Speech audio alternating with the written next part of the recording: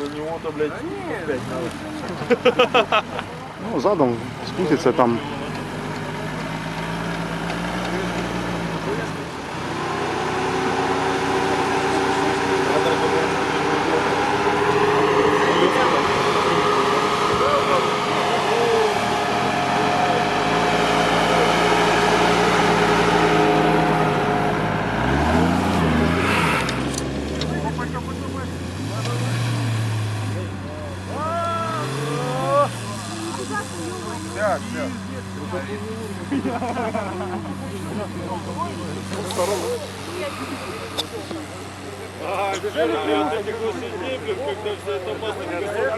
Дымит, да, ты?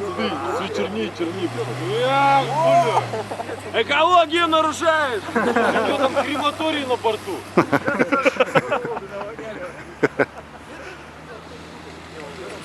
Собачку не задави. Не, ну в обратку это нереально.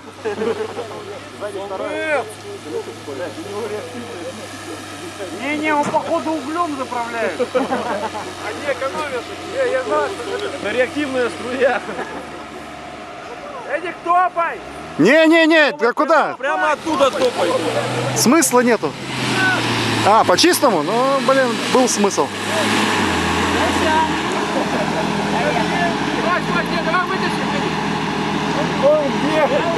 Он бьет на разматывает.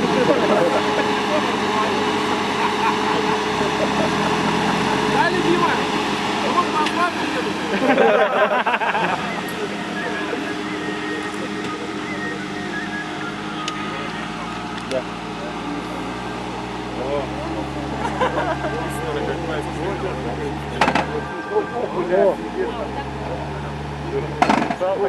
Что это? Что это?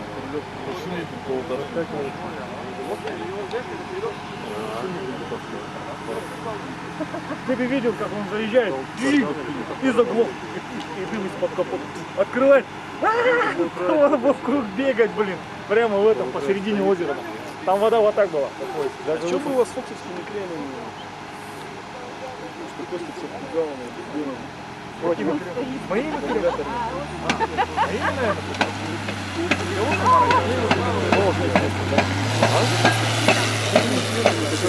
Раздатка, походу. Кардан, да? Может быть. Все. А, блин, у Руси в гараже надо будет эти самые Что-то клеммы. сломал. Оба, она. А плейс вовремя выехал. Когда? У тебя свинцовые стоят? Все. Я не обыкновенно.